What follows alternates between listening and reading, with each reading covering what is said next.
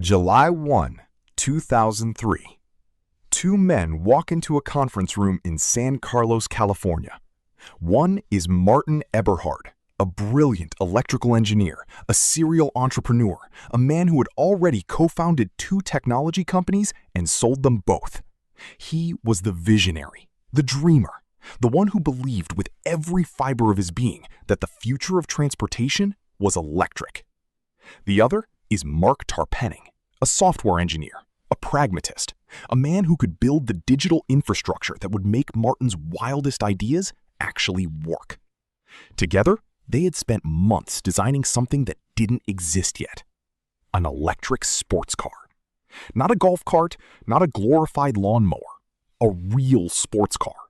Fast, beautiful, powerful, and completely emission-free. They incorporated the company on this day. They named it Tesla Motors, after Nikola Tesla, the Serbian-American inventor who pioneered alternating current electricity and whose work made the modern world possible. It was a name loaded with meaning, a name that said, we're not just building a car, we're building the future. Martin Eberhard became CEO. Mark Tarpenning became CFO. They raised $7.5 million in seed funding from a group of Silicon Valley investors who believed in their vision. And then they went to work. For 2 years, they toiled in relative obscurity. They recruited engineers. They designed the powertrain. They sourced batteries. They built prototypes. They crashed prototypes. They rebuilt prototypes. They crashed them again. The automotive industry looked at them and laughed. Electric cars? Those are for hippies and grandmas. The range is too short. The charging is too slow. Nobody wants them. These guys are delusional. And maybe they were. But Martin and Mark didn't care. They had something the skeptics didn't: a working prototype of the Tesla Roadster. A sleek, red, two-seat electric sports car that could go from 0 to 60 in under 4 seconds. It was fast. It was gorgeous. It was real. But there was a problem. They were running out of money. The Roadster was expensive to build. The supply chain was a nightmare. And the $7.5 million in seed funding was evaporating fast. They needed more capital, significantly more, to take the Roadster from prototype to production. They needed a big investor. And in early 2004, they found one. A man who would change everything. A man who would save Tesla. And then, eventually, destroy the men who built it. His name was Elon Musk. But here's what most people don't know about Elon Musk's involvement with Tesla. He didn't start the company. He didn't design the car. He didn't build the prototype. What he did was far more calculated and far more ruthless than anyone realized at the time. And the price Martin Eberhard would pay for trusting him would be everything.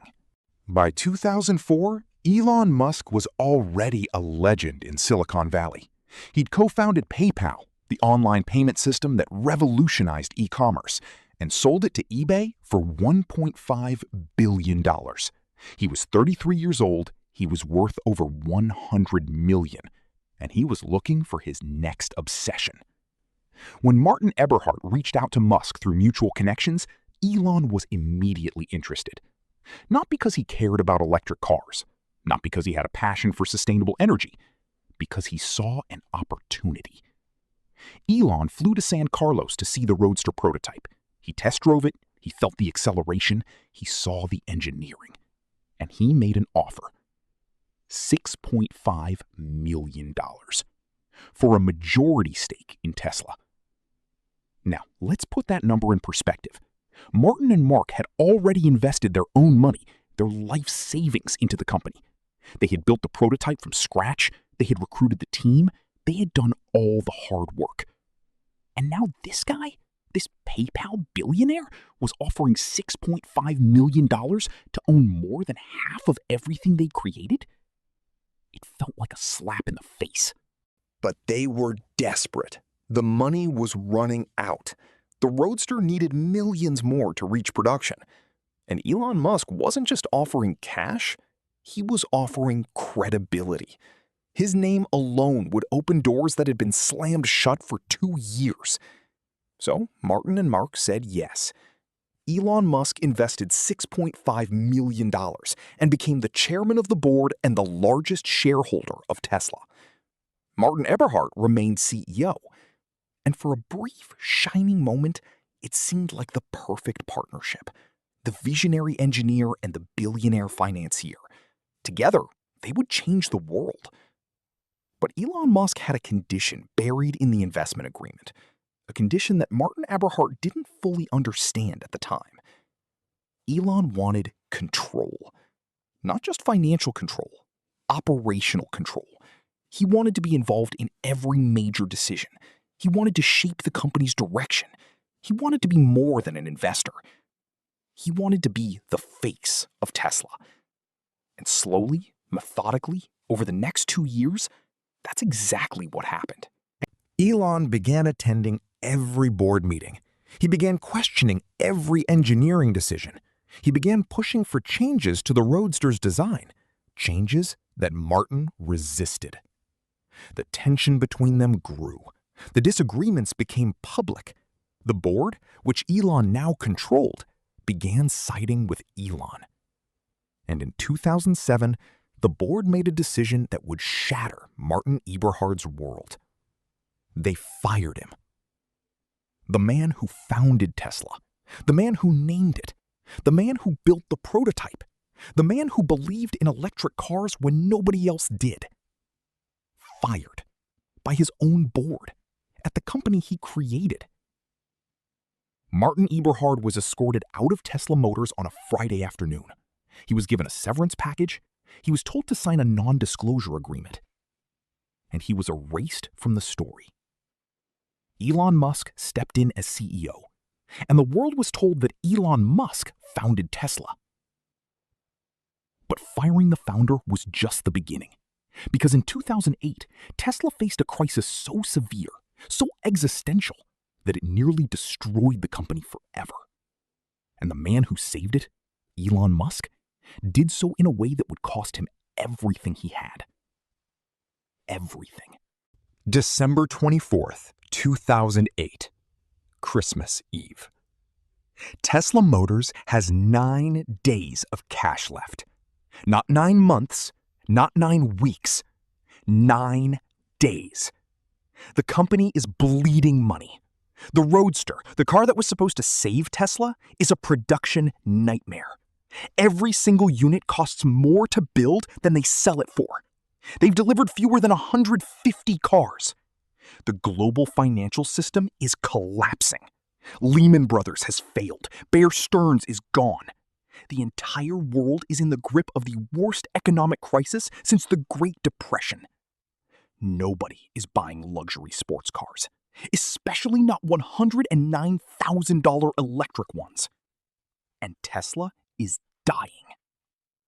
Elon Musk has personally invested $70 million of his own money into the company, nearly everything he had left from the PayPal sale. He's maxed out his credit cards, he's borrowed from friends, he's mortgaged his houses. And it's not enough. The board meets on Christmas Eve. The options are grim. Option 1, shut down Tesla, liquidate the assets, walk away.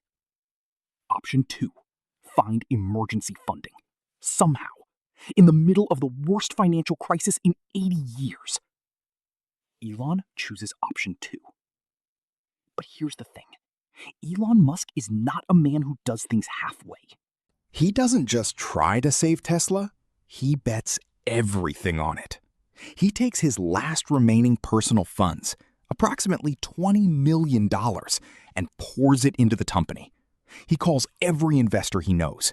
He begs, he pleads, he leverages every relationship, every connection, every favor he's ever accumulated in Silicon Valley. And then, in a move that would define his legacy, he makes a public announcement. On Christmas Eve, 2008, Elon Musk posts on the Tesla blog, I have personally invested all of my remaining funds into Tesla. I am asking all current investors to do the same. I will not ask anyone to invest who is not willing to invest themselves. He's not just asking for money. He's saying, I'm all in. Are you? And something miraculous happens. Other investors, emboldened by Elon's sacrifice, step up. Daimler invests $50 million. The U.S. Department of Energy offers a $465 million loan guarantee, part of a program designed to promote clean energy vehicles. Tesla survives. Barely. But survive it does. And Elon Musk, broke, exhausted, sleeping on factory floors, eating ramen, emerges from the crisis not just as Tesla's CEO, but as its mythology. The man who bet everything. The man who refused to quit. The man who saved electric cars from extinction. The story of Tesla's near death becomes the story of Elon's triumph. And from this moment forward, Tesla and Elon Musk become inseparable in the public imagination. But the Roadster was just the beginning. Because what Elon had planned next was something even crazier. Elon Musk didn't just want to save Tesla. He wanted to prove that electric cars could be better than gasoline cars, not just environmentally, but in every way. Faster, safer, more luxurious, more desirable. And to do that, he needed to build a car that would make the entire automotive industry look obsolete. That car was the Model S, and building it nearly destroyed Tesla a second time. 2008. Tesla survives. But the Roadster is a niche product, a $109,000 sports car for wealthy tech enthusiasts. Elon Musk wants more. He wants everything. He wants to build a car for everyone. A sedan, a family car, something that could compete with the BMW 5 Series, the Mercedes E-Class, the Audi A6. But electric. And not just electric, better than any of them. He calls it the Model S. And the specs he demands are insane. A range of 300 miles on a single charge, when most electric cars at the time could barely do 100. 0 to 60 in under 5 seconds, faster than most sports cars. A 17-inch touchscreen in the center of the dashboard, when car interiors still looked like they were designed in 1985. And a price tag starting at $57,400. Affordable enough for the upper middle class, not just billionaires. The automotive industry looked at these specs and laughed. Impossible. The battery technology doesn't exist. The range is a fantasy. The cost is unrealistic. This is vaporware. Elon didn't care. He hired Franz von Holzhausen, a former Mazda designer, to create a car that looked like it had been designed by aliens. He recruited the best battery engineers in the world. He partnered with Panasonic to build a massive battery factory in Nevada, the Gigafactory, that would produce more lithium-ion batteries than the entire rest of the world combined. The bet was staggering. Tesla was spending $1 billion a year developing the Model S. They had no revenue from the Roadster to fund it. They were burning through cash at an alarming rate. And the pressure was crushing. Elon was sleeping at the factory. He was micromanaging every detail, from the stitching on the seats to the shade of paint on the exterior. He fired engineers who didn't meet his standards. He rewrote software code at 3 a.m. He sent emails at midnight demanding changes. He was, by all accounts, impossible to work for. But he was also relentless. On June 22nd, 2012, the Tesla Model S was unveiled at a glitzy event in Los Angeles. The car was stunning. It was fast. It was luxurious. It was technologically years ahead of anything on the road. Motor Trend magazine named it Car of the Year, the first time an electric vehicle had ever won the award. The orders flooded in, 15,000 reservations in the first week. But making the car was a nightmare. Tesla's factory in Fremont, California, a former GM Toyota plant, was a mess. Robots malfunctioned, parts were delayed, quality control was inconsistent. The company was losing money on every single car it produced, and Wall Street was watching. Tesla stock, which it IPO'd in 2010 at $17 per share, was volatile. Short sellers, investors who bet against the company, were circling like sharks. They said Tesla was a fraud, a Ponzi scheme, a company that would never, ever make a profit. Elon Musk responded the only way he knew how. He tweeted. And his tweets would become legendary and deeply controversial. Because what Elon Musk did next, the way he fought back against the short sellers, the critics, and the doubters, would make him the most polarizing figure in American business. And it would cost Tesla billions in fines, lawsuits, and chaos. But first, he had to survive the most dangerous period in the company's history: production hell. In 2017, Tesla entered what Elon Musk himself called production hell. The Model 3, Tesla's first mass-market car, priced at $35,000, was supposed to be the car that would bring electric vehicles to the masses. It had over 500,000 pre-orders. 500,000 people were waiting for this car. But Tesla couldn't build them fast enough. The production line was a disaster. Robots that were supposed to automate assembly kept breaking down. Parts didn't fit. Quality was inconsistent. The company was producing maybe 2,000 cars per week when they needed 5,000. Elon's response? He moved into the factory. Not metaphorically, literally. He slept on a couch in the conference room next to the production line. He worked 18-hour days. He personally inspected cars coming off the line. He fired managers. He rewrote production processes at midnight. He tweeted, "Exiting production hell." The media mocked him. The stock dropped. Analysts said Tesla was doomed.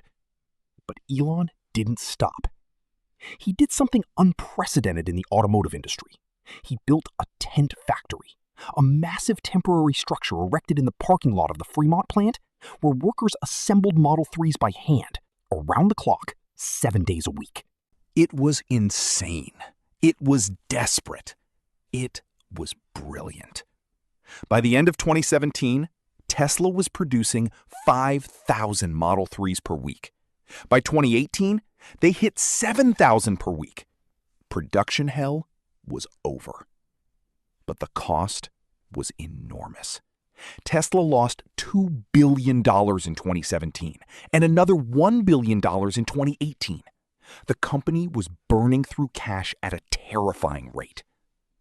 And then Elon did something that would haunt him for years.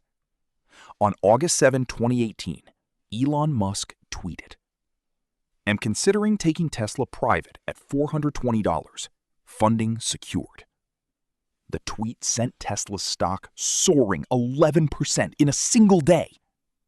It also triggered an SEC investigation.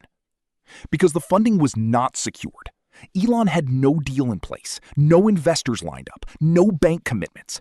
He had simply tweeted it. The SEC charged Elon with securities fraud. He was forced to step down as Tesla's chairman. He paid a $20 million fine. Tesla paid $20 million.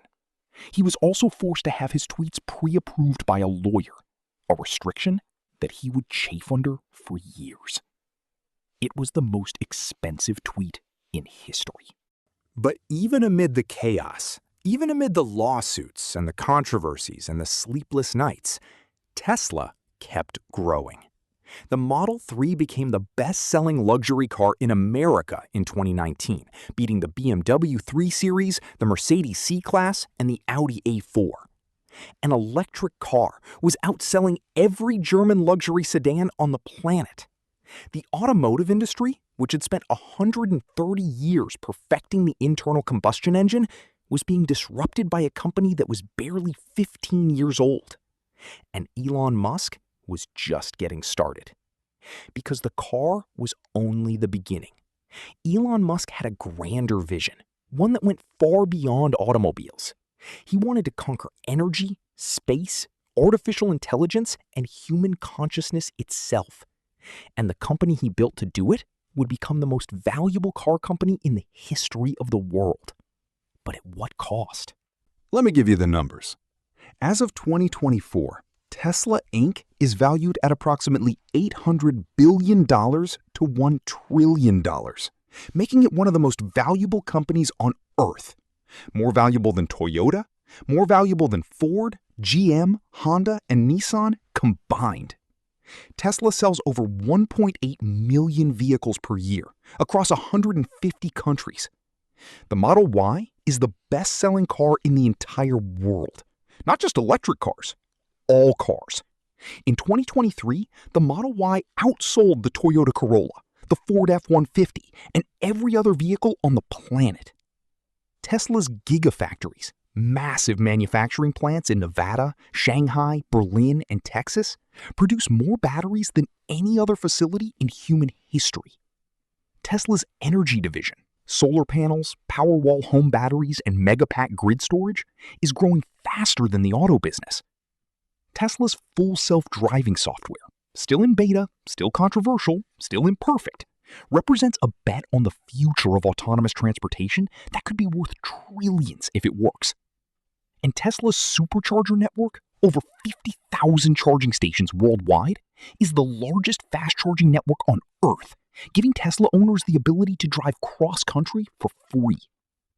But here's the thing about Tesla that goes beyond the numbers. Tesla didn't just build electric cars. Tesla made electric cars cool. Before Tesla, electric vehicles were associated with compromise. Slow, boring, ugly, a punishment for caring about the environment. Tesla flipped the script. They made electric cars faster than gas cars, safer than gas cars, more luxurious than gas cars. They made owning a Tesla a status symbol, not a sacrifice. They created a cult, a movement, a religion. Tesla owners don't just drive their cars, they evangelize them. They argue with gas car owners online. They defend Elon Musk on social media. They wear Tesla merch. They attend Tesla events. They treat the brand like a political identity. And Elon Musk, love him or hate him, is the most brilliant, most controversial, most fascinating CEO in the world. He runs Tesla, SpaceX, Neuralink, The Boring Company, and X, formerly Twitter, simultaneously. He has over 180 million followers on X. He memes his way through earnings calls. He announces products on live television. He picks fights with regulators, journalists, politicians, and random strangers on the internet. He is chaotic. He is unpredictable. He is often cruel. But he is also visionary in a way that almost no other living person is. He saw a future where the world runs on sustainable energy, where cars drive themselves, where humans become a multiplanetary species, and where artificial intelligence augments human consciousness. And he bet his entire fortune, multiple times, on making that future real. But the story of Tesla is also a story of cost. The workers who have described grueling conditions at Tesla factories, the racial discrimination lawsuits, the NHTSA investigations into autopilot crashes, the environmental concerns about battery production, the cult of personality around Elon that silences dissent. Tesla is not a perfect company. It is not a perfect story. It is a human story, full of brilliance and blindness, of vision and ego, of saving the planet and losing yourself in the process. And as Tesla stands at the crossroads of its next chapter, robotaxis, AI, humanoid robots, energy dominance, the question isn't whether Tesla will survive. The question is, what happens to the world when one man's ambition becomes the driving force behind the most important technological transition in human history? So where does Tesla go from here? The answer is everywhere. Elon Musk has laid out a roadmap that sounds like science fiction. Robotaxis, a fleet of autonomous Tesla vehicles that pick you up, drive you wherever you need to go, and earn money for you while you sleep. No driver, no ownership, just transportation on demand. Elon claims this will be operational in major cities by 2025. Optimus, Tesla's humanoid robot designed to perform dangerous, repetitive, and boring tasks in factories and homes. Elon says Optimus will eventually be more valuable than the car business.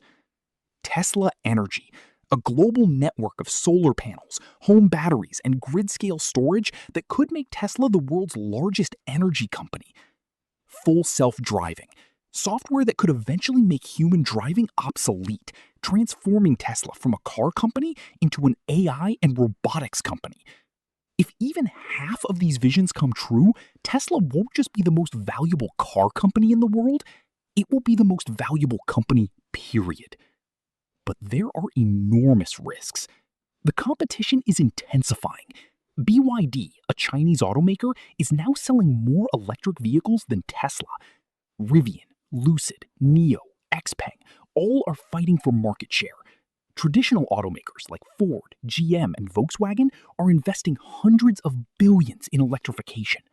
Elon Musk's personal behavior continues to generate controversy. His political stances, his social media presence, his management style all create uncertainty for investors and employees alike. And the fundamental question remains, can one man, no matter how brilliant, no matter how driven, really reshape the entire global economy? History says yes. Henry Ford did it with the assembly line. Steve Jobs did it with the smartphone. Jeff Bezos did it with e-commerce. And Elon Musk is attempting to do it with everything at once. Cars, energy, space, AI, robotics, social media. It's either the most ambitious corporate strategy in human history or the most reckless. Okay, let the weight settle. But before we judge Elon Musk, before we judge Tesla, let's remember where this all started. Two engineers, a garage, a red sports car, a belief that the world could be better. Martin Eberhard and Mark Tarpenning built Tesla. Elon Musk scaled it. And together, for better or worse, they changed the trajectory of human civilization. The internal combustion engine, the technology that powered the 20th century, is dying. And Tesla is the company holding the knife. Whether you love Tesla or hate it, whether you worship Elon or despise him, whether you think electric cars are the future or a fad, you cannot deny this. Tesla forced the entire world to take electric vehicles seriously. Every major automaker on Earth now has an electric vehicle strategy. Billions of dollars are flowing into battery technology. Governments are setting net zero emissions targets. The conversation about climate change has been permanently altered. That didn't happen by accident. It happened because two engineers had a dream. A billionaire made a bet, and a company refused to die. And that is the story of Tesla. From a garage in San Carlos to a $1 trillion empire, to the most consequential car company since Ford. A story of genius and ego, of vision and madness, of two founders who were pushed aside and one man who bet everything, on a future most people said was impossible. Now, if this story captivated you, if it made you think, if it made you look at that Tesla in your driveway a little differently, I need you to hit that subscribe button. Once again, thanks for watching Global Entrepreneurs Archives. Drop a comment below. Do you think Tesla will be worth $2 trillion in 10 years? Or is Elon Musk's empire built on hype? I read every single one. Subscribe, hit the bell, and I'll see you there. Thanks for watching Global Entrepreneurs Archives. Drop a comment below. Do you think Tesla will be worth $2 trillion in 10 years? Or is Elon Musk's empire built on hype? I read every single one. Until next time, stay safe.